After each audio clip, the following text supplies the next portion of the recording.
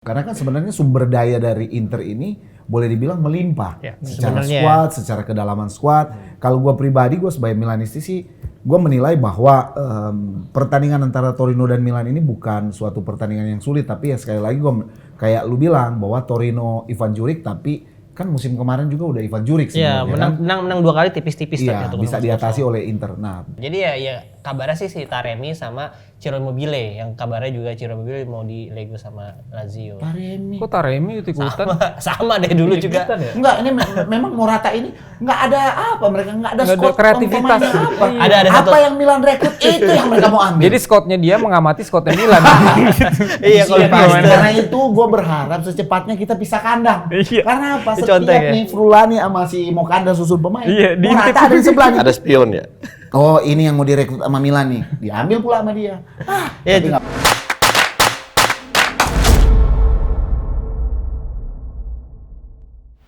Buongiorno tifosi. Welcome back to Pinball, opini football. Nah, tentunya dengan Bang Botek di sini di Pinball kita akan membahas tentang persepak bolaan Eropa, dunia dan terkhusus Serie A ya. Karena kita tahu bahwa di Pinball ini kita mengulik, membahas, mengorek-ngorek, mengoprek-ngoprek sampai dalam seputar the beauty of Serie A. Nah, di episode kali ini ada bintang tamu spesial ya, narasumber ya spesial ya.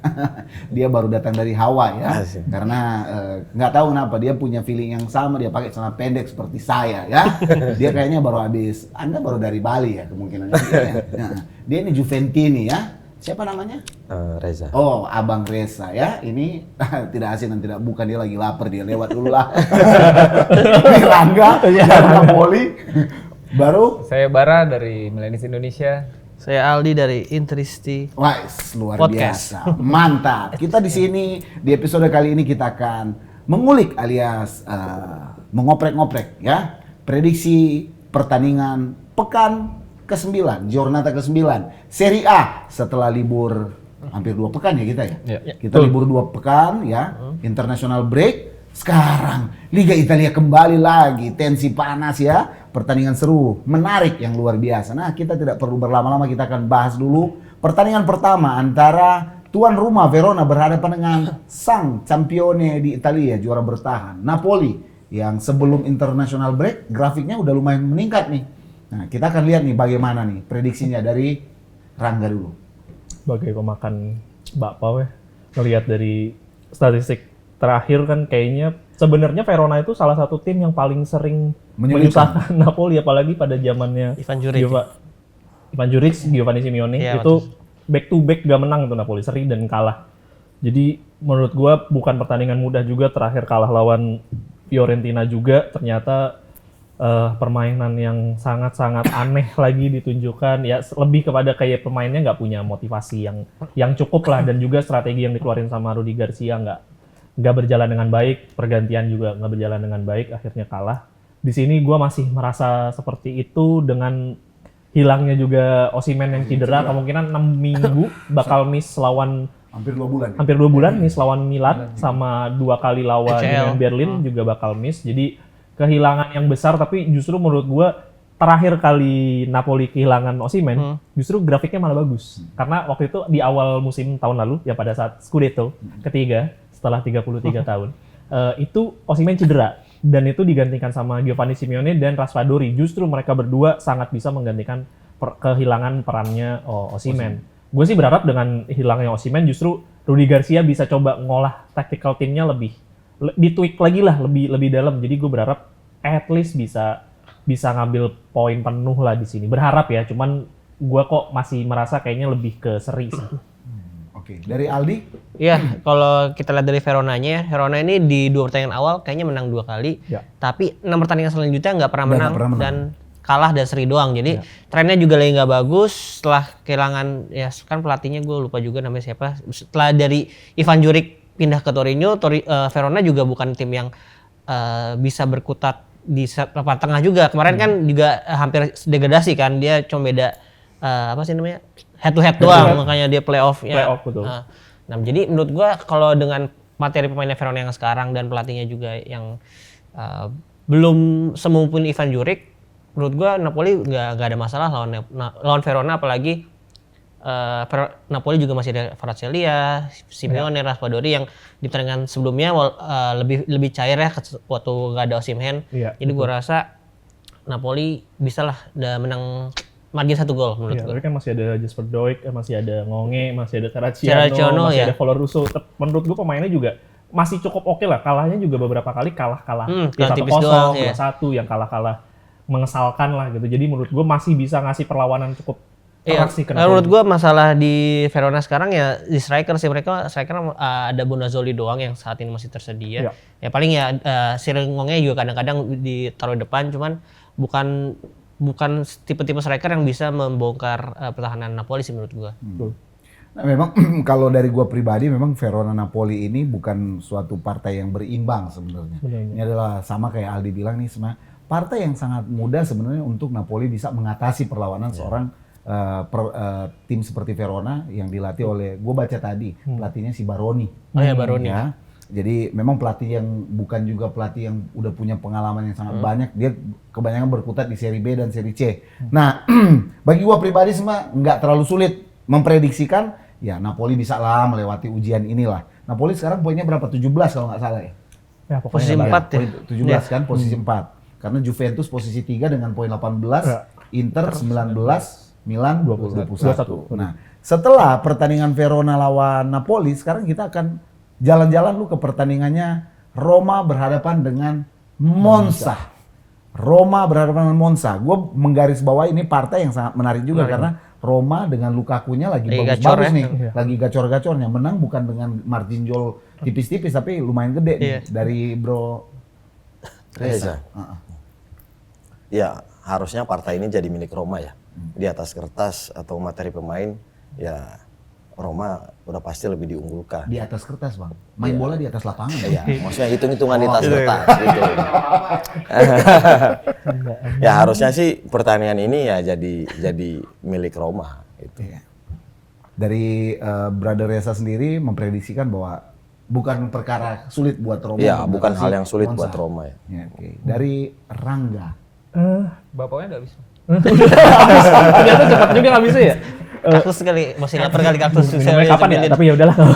Buat gue sih sebenarnya sama kayak Reza. Sebenarnya partai yang harusnya dimiliki kemenangan harusnya buat Roma, tapi balik lagi Monza juga trennya lagi Bagus. terakhir lagi mulai nemuin formnya lagi, pemain-pemain yang dipinjem, ada Colombo, Colpani, terus juga secara pemain-pemain yang udah ada di sana, Dani Mota itu juga udah mulai nemuin pace-nya sendiri. Tapi di sisi lain Romanya juga lagi gacornya, lagi luar biasa, di mana si Lukaku juga udah nemuin formnya.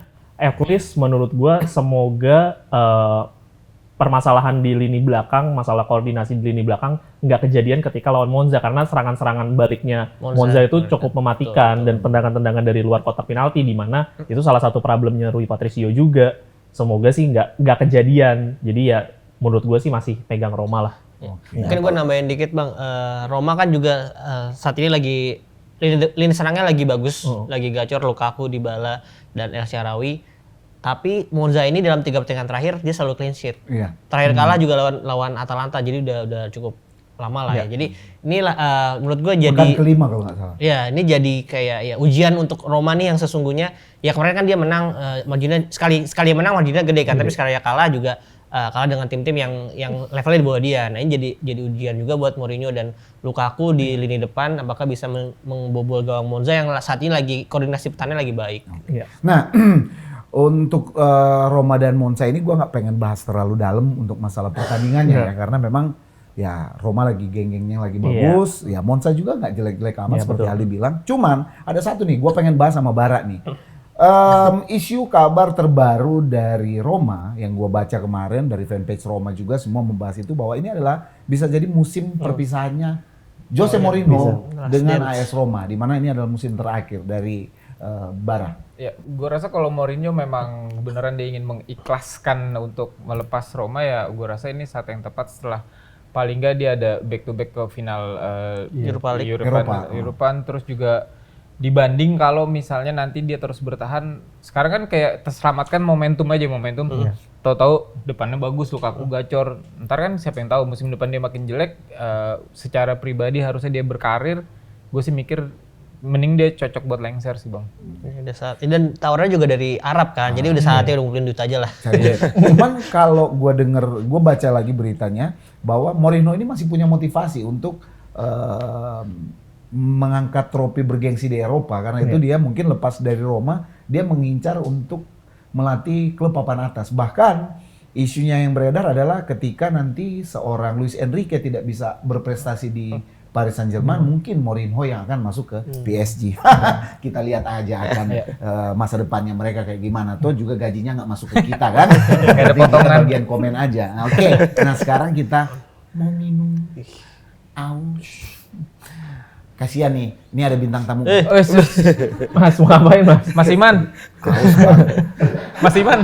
Iya jadi bawa gituan sekarang Mas Iman. Oh, Iman. Dia yang minta aus nih. Haus. Enggak, bukan Ini itu. yang makan tadi. Enggak kebakaran Mas, mohon maaf ini. Jangan. Oh sisa, ceritanya sisa tuh ya, sisa. Rambut lu sendiri semprot no kebakaran. Tahu. Emang. Idenya banyak banget ini orang nih. Aduh, dikira kita lagi kebakaran. Full gimmick. Karena obrolannya mulai memanas habis ini. Oh iya panas habis ini. Rangga jadi kasih. Adel panas ya. Biarin abis aja. Lu bintang tamu baru lu jangan kerjain. Ayo kita cheers dulu ya. Oke. Forza Pinball, Forza Serie A. Serie A. Wah keras banget ini. Keras ini nomor 1 punya ini dia. Ini kayak botolan 2 pakai masam nado. Ini tanda-tanda nih Inter gelas merah. Manado. Ih, asli loh. Tambahin minum.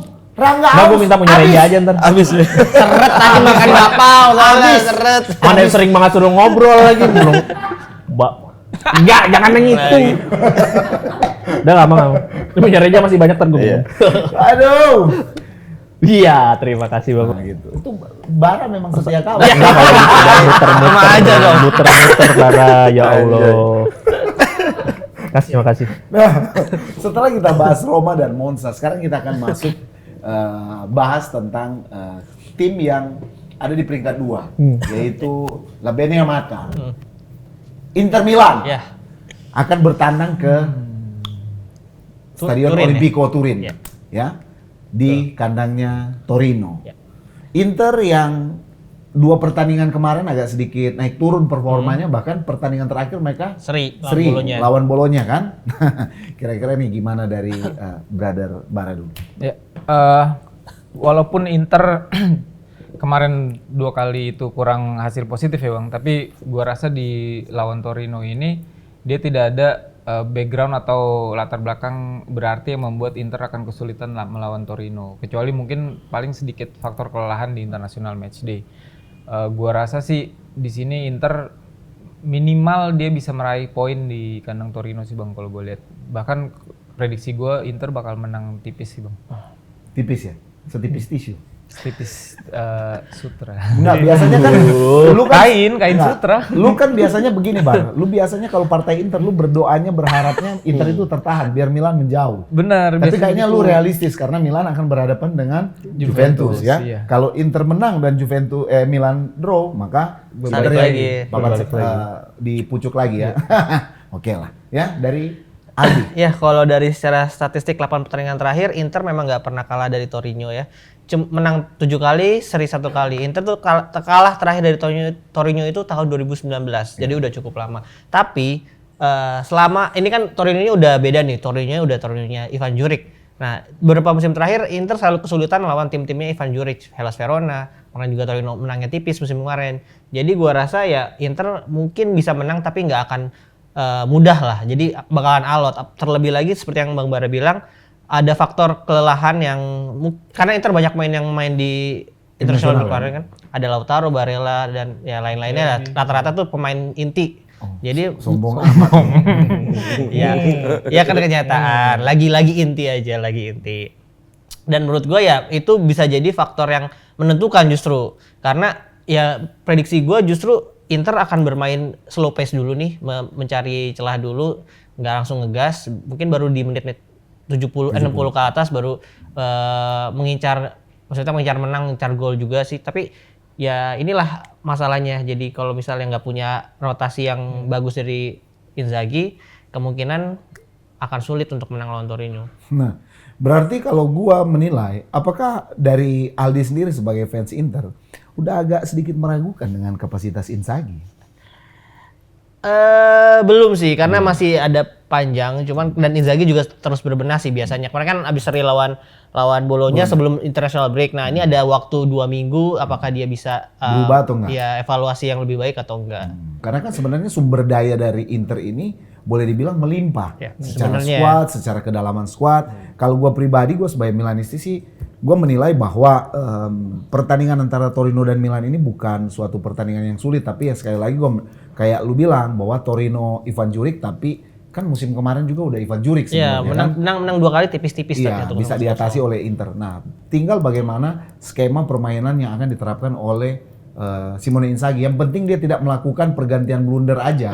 Bagi gua pribadi itu pergantian blunder dan formasi yang aneh. Yang penting itu aja. Kalau dia mau mengejar keunggulan, maka dia harus fighting dengan pemain inti yang memang benar-benar ya. Nah, baru nih ada gue pengen tambahin sedikit bahwa ternyata setelah kakaknya mau punya stadion baru, ternyata adiknya juga mau ikut-ikutan punya stadion baru ya. Iri emang. Dia tapi nggak apa-apa. Apalagi kan ada berita terbaru bahwa pemerintah Cina ternyata sudah membuka Ngasih, iya. untuk si Sang ini dan pengusaha-pengusaha dari China untuk berinvestasi, untuk berbisnis di luar negara Cina. Jadi kayaknya memang ini adalah sumber awal ya, sampai Ya, akhirnya mereka semoga. berani untuk keluar cuan ya. Iya. Walaupun itu masih minjem nggak sih Bang? Iya, kayaknya sih ya masih ada utang-utang juga. Masih ngutang. Cuman ya masalah stadion baru itu kan kabarnya mau bikinnya di daerah Rozzano ya. Kalau kita di San Donato kan. San Donato itu mirip nggak deket sih, cuman kalau Rozzano di selatan, kalau si San San Donato itu di selatan tapi agak ke Iya. timur, barat atau timur ya kalau kanan tuh. Kanan timur. Timur. Timur ya agak ke sana dikit lah. Dekat-dekat Jonggol kok kita. Nah kalau mungkin teman-teman yang nggak tahu Rozzano itu tempatnya klinik humanitas yang biasanya orang-orang pemain Milan atau Inter biasanya tuh cek medical check up jadi di Oh, situ. di Jadi situ. memang nggak kota banget, cuman ya nggak terlalu jauh juga dari Iya, pusat bukan kota. kawasan udik lah kalau Ya sekitar begitu. 15 sampai 20 km lah. Oh, ke sana ya. Ya. Kalau jalan kaki berarti hampir setengah hari ya. Ya, tapi itu kan juga kabarnya baru bisa dipakai 2018 rencananya ya. 2000 berapa? 2028 sorry 2028. Sama kayak Milan rencananya. 2028 2029. Iya. Jadi memang progresnya seperti itu. Tapi setidak-tidaknya gua juga sebagai Milanisti ya seneng lah. Seandainya Inter, Milan ataupun Napoli ini kandang sendiri atau Udah, masih kandang udah. Pemkot juga ya? Nyewa Pemprov. Pemprov juga ya? Pemkot, iya. Pemkot Oh, iya. Napoli kan? Nah, jadi sebenarnya kalau gue pribadi gue mengharapkan bahwa kita harus mencontoh Juventus ya. Ya itu benar. Karena apa? Dengan kita punya stadion sendiri, klub-klub Italia ini punya stadion sendiri, maka kita bisa sejajar untuk mengejar gap ketertinggalan dengan Liga Inggris sebenarnya kan? Secara finansial. Selamatlah buat Inter ya sudah bangun stadion Amin, sendiri. Dengar-dengar kapasitasnya 15.000 orang. Bukan 70.000 Oh, 70.000. Tapi Kok sama? Sama Kok kan. ngikut tahu? Emang jumlahnya segitu banyak, Bang. Insinyurnya sama insinyurnya. Karena kan gini, grafik penonton terbanyak kan ikut-ikutan. Iya, Milan iya. sama Inter itu kalau nggak 70 sekian ya sama aja. Nah, tapi kalau sebagai fans Inter selama belum ada peletakan batu pertama, gue belum terlalu berharap banyak lah ya. Gue yakin sih peletakan batu pertama kayaknya Inter itu di mungkin akhir musim ini atau awal musim depan. Opak Luhut yang akan Kan dari Cina juga soalnya investornya. Oh, kita kayaknya dari apa? Mahfud MD kayaknya baru ya. Nah, sekarang kita akan bahas nih pertandingan yang sangat menarik, sangat seru dan sangat luar biasa, yaitu partai Big Match di pekan ke-9 ini. Di Giornata 9 inilah grande partitanya, yaitu tuan rumah AC Milan, Rossoneri akan berhadapan dengan La Vesia Signora, sinyonya tua. Sang peringkat 1 dan sang peringkat 3. Dari Reza. Ya kalau dari saya sendiri untuk match lawan Milan besok ya, yang memang sekarang ini Juve lagi lucu-lucunya bisa dibilang, ya nggak? Baru lahir. Dia lagi lucu-lucunya. Lagi lucu-lucunya, ya kan? Agata nama Sinca. Ya kan kadang di partai yang apa ya, yang nggak kita harapin menang, ya kan? Giliran ketemu partai yang enteng bisa seri gitu. Jadi terus pelatihnya belum diganti juga. Jadi dari fans sendiri kita, khususnya dari supporter ya, udah lama kita pengen banget si Allegri itu diganti, tapi sampai sekarang masih dipertahankan sama manajemen gitu. Cuman ya udahlah ya kan, kita yang namanya fans tetap ya udah support aja. Cuman kalau untuk sekarang sih kita lebih realistis aja sih, kalau apalagi partai big match kayak gini terus mainnya di kandang Milan juga ya kan, dengan materi pemain Juve yang sekarang seadanya bisa dibilang ya kan, karena transfer yang summer kemarin ya transfernya cuman ya seadanya aja lah ya kan, nggak ada yang signifikan gitu, yang nggak ada yang signifikan yang dibanding tahun-tahun sebelumnya.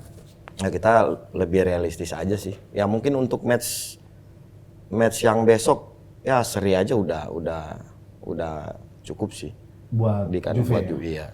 Tapi ya Lu sebagai fans ternyata nggak ada optimis. nggak, kita realistis gitu. Realistis. Ngapain lu undang kalau saya nggak ada optimisnya? Kita realistis gitu, realistis. Nggak apa-apa. Tapi memang benar sih Bang. Sebenarnya kalau berbicara antara Juve dan Milan, gue sih sebenarnya untuk Milan itu dari lini serang itu masih levelan lebih tinggi sebenarnya levelnya Juve. Juve punya Chiesa dan Vlahovic. Ini baru mereka punya Arkadiusz Milik. Kalau kita kan Milan tahu sendiri, kita cuma punya Opa Giroud. Ya kan, Rafael Leao. Nah, Okafor kadang belum terlalu maksimal. Sekenceng-kencengnya lini serang ya kan. Kalau lini pertahanannya masih kayak gitu, kadang masih suka blunder nggak jelas ya kan. Berapa partai sebelumnya yang Sassuolo ya. Kan itu lucu banget kan. Memang lucu. Makanya gue bilang lagi lucu-lucunya gitu. Dia mau berapa gol yang dicetak sama si striker, kalau defense-nya masih kayak gitu ya sama juga bohong. Seharusnya Gitu. itu back-back Juventus itu semesti ikut Kabasara. Kita kasih subtitle. Tapi tetap sih kalau misalnya ya dari sebagai tifosi ya, pendukung Juventus ya, kita pastinya berharap menang. Pastinya sih berharap menang Itu ya kan. tujuan gua tuh mengundang itu seperti itu, harus optimis, datang ke sini itu harus siap berperang ya. Nah, sekarang dari Bara sendiri. Ya ntar gue dimarahin juga nih nggak optimis. Lu nggak optimis ya?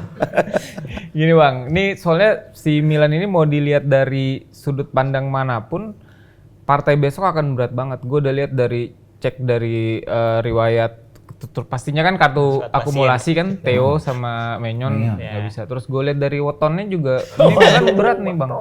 Weton. Selalu ada yang aneh. Ya, kenapa lu nggak bilang aja sekalian ke Maerot untuk ngecek? Lu ini mau bertanding bola apa mau pindahan rumah lihat-lihat weton? Feng Shui semuanya, jadi gue melihat semuanya Bang. Sebagai seorang pandit yang berusaha untuk lengkap Bang. Lu ya.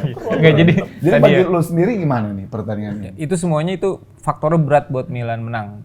Karena kan selain dari si dua orang tadi nggak bisa main, ditambah lagi Chukwueze habis main lawan Nigeria. Main di Nigeria juga cedera. Terus absen sebulan ya. setelah si Mignon juga akumulasi, Sportiello Sportiello lagi cedera. oke, betisnya cedera. Berarti besok kan tinggal Mirante dan cadangannya mungkin Nava kan. Giroud aja makanya kipernya dari awal pasti clean sheet Makin kan Giroud. optimis berarti gue dengerin. Ya, makin optimis ya. Karena makin lawannya makin berantakan juga bisa kalah ya. Iya, itu benar. Jadi dari lu sendiri kira-kira partai ini menghasilkan apa nih? Kayaknya ini Kerusuhan atau apa? Ini kayaknya nih Inter naik dikit, naik dengan poin sama, tapi menang head to head nih. Ya gimana susah. Bisa draw nggak? Berarti prediksinya draw sih. Karena kan Inter di peringkat 19 sama 21 bedanya. iya, 19-21. Jadi peringkat dua-dua dua kan. sama nilainya. Peringkat 3 iya. Katanya Internya seri juga ya. Iya bisa jadi. Bisa jadi. Karena ini susah ditebak kan, Serie apalagi A, namanya Serie apalagi A. pemain-pemainnya udah hobi taruhan nih. Iya. kan? Nggak, kalau nggak dari gua sendiri sebenarnya sebagai Milanisti ya, gua tetap berharap sih Milan bisa mengatasi Juventus. Mungkin kelemahan Milan itu ada dua. Selain di Mirante, ya kipernya, ya pengganti Theo Hernandez. Jangan salah. Sisi kiri ini kita harus karena ini bisa jadi mengurangi daya serang itu bisa 20-30% untuk kekuatan sisi kiri. Kita nggak usah munafik lah. Stefano Pioli ini walaupun udah rekrut banyak pemain, perjuangannya dia tetap kiri terus. Jadi kalau bawa mobil, setnya kiri mulu nih. Ya kan? Padahal sumber dayanya banyak nih. Tapi ini kiri mulu. Apalagi kan Radek Runik sudah kembali dari cedera. Ya, dia siap memporak-porandakan formasi dirinya sendiri. Tapi Benacer juga kabarnya udah mulai latihan lagi Iya, Benacer tapi ya. dia mungkin masih 2 bulan lagi. bulan Bang. lagi. Dia Tapi masih sengaja panjang ya. udah merumput lah ya. Udah maksudnya. merumput ya. Cuman ya ini Lord Krunic sudah kembali. Tapi ya Loftus-Cheek udah balik. Secara tidak langsung untuk lini tengah ini adalah pertarungan yang sangat ya seimbang lah. Berimbang lah. Walaupun untung-untungnya Chiesa juga belum main kan. Iya, Chiesa masih cedera. Bahkan Vlahovic diragukan. Iya, Ya, masih diragukan karena 50-50. iya dia masih ada sedikit flu tadi gua baca info. Dan Fagioli juga main. Fagioli juga udah main. Kalau Fagioli kan dia dibahas flu lah ya. tulang. Ya, Fagioli. Tapi nanti dia masang. Gue curiga Fagioli dipanggil Mabes Polri dulu. Iya kan? Lu sih Fagioli bikin kerjaan aja yang nggak bener-bener. Jadi dari sini kita bisa menilai bahwa pertandingan nanti ini adalah pertandingan yang menarik. Menarik. Tapi ya bisa juga bikin sakit kepala. Karena ini akan banyak mungkin Allegri ya kita udahlah kalau Allegri kita nggak usah bahas ya. Pragmatis Allegri banget ya. ini bukan bermain aman, tapi bermain busuk.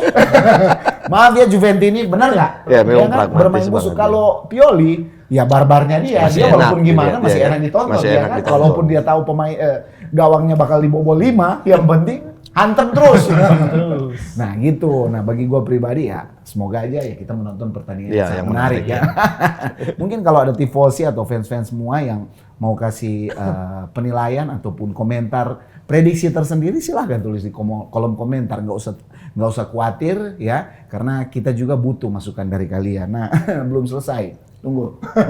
Nah sekarang gue pengen bahas nih, ada satu hal yang sangat menarik nih ya, bahwa bursa transfer Januari kan tinggal berapa bulan lagi? Ini udah minggu depan udah November. November ya. November betul. November, Desember. Nah, 2 ini bulan udah lagi. menarik nih. Inter udah ada isu-isu yang akan direkrut, baru Napoli, Udah mau jual baru Osimhen. Napoli udah mau jual Osimhen, Juventus dengar-dengar mau rekrut Saidil Amran.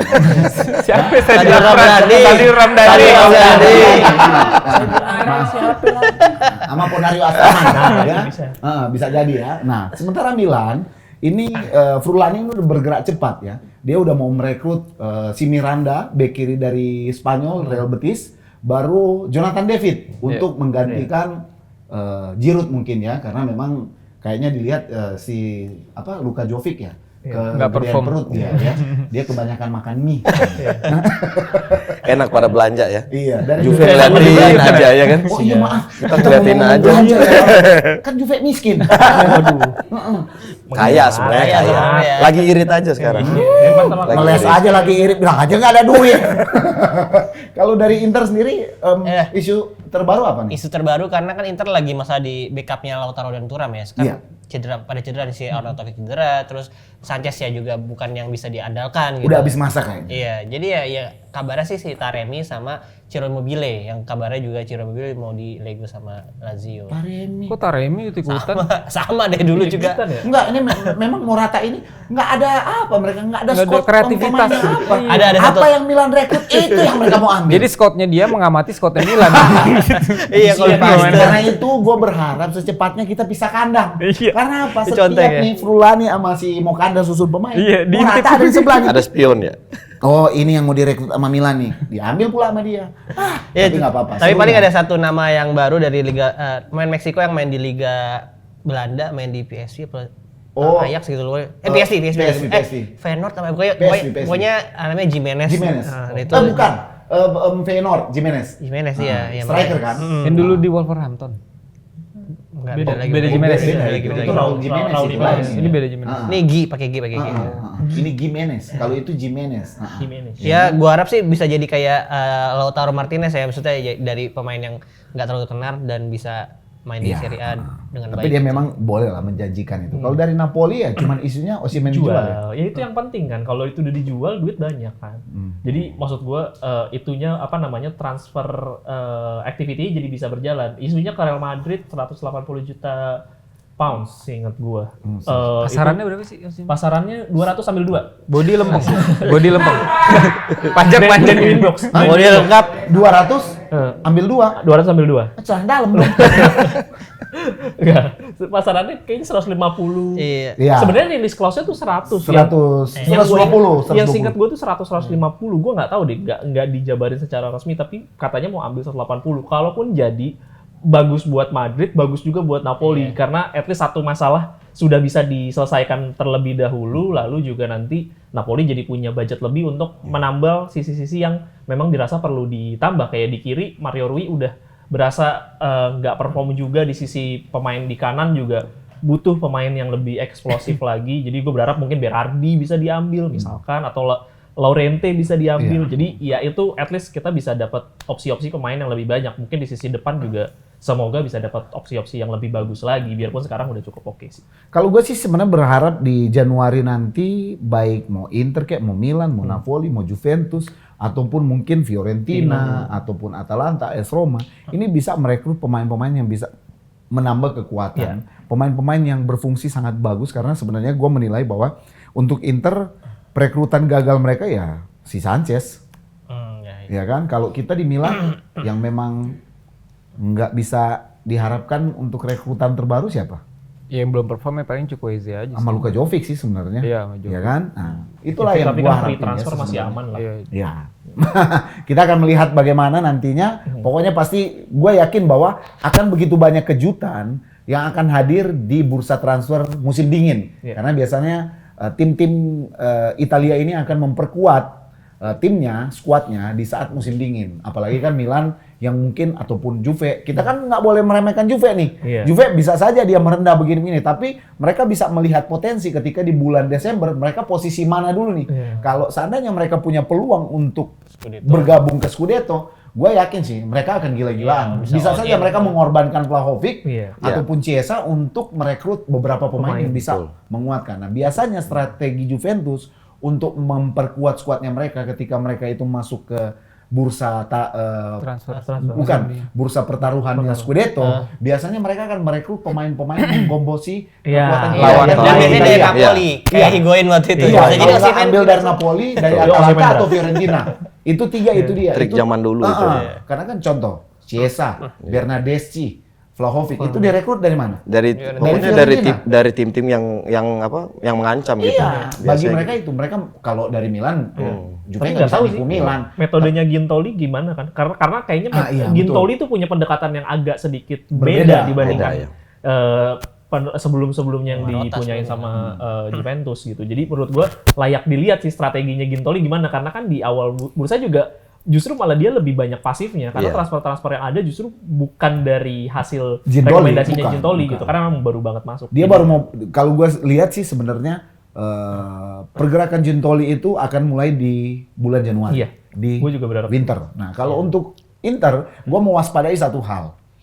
Inter ini yang gue ngeri sebenarnya gini loh, gue sebagai Milanisti, gue ngeri cuma satu. Mereka yang penting jangan dibiarkan sampai lepas landas. Ini iya benar, Simone Inzaghi ini sampai ketemu ritme kayak awal-awal musim, nah udah. Ini bukan lari maraton lagi nih, dia hantem udah sprint ini. Nah, sementara Milan, ya gue berharap Milan rekrutannya, gue bermohon untuk bek kiri. Ini pelapis Theo Hernandez ini paling genting nih. Dan kalau bisa Calabria dijual lah bang, ya jual Calabria, rekrutlah bek kanan yang bagus, ya karena gue masih mendingan Florenzi yang dimainin, ya kan? Oke, semua para tifosi, sekian dulu ya untuk episode kali ini. Jangan lupa ya untuk subscribe dan nyalain loncengnya agar kalian tidak ketinggalan informasi-informasi terbaru dari kami, dari Pinball tentunya. Dan jangan lupa juga follow akun Instagram dan TikTok dari pinsport.com, karena di situ sudah disajikan berita-berita ter-up to date dari dunia olahraga. Apapun dia sajikan, bahkan ketika ada laler yang lagi aduk tumbuk, dia sajikan juga di situ. Oke, gua Reza. Oke, lanjut. Gua Reza. See you on another episode. Oh iya. Ciao, ciao, tutti, ciao. Ciao, tutti. Grazie ragazzi. Grazie ragazzi.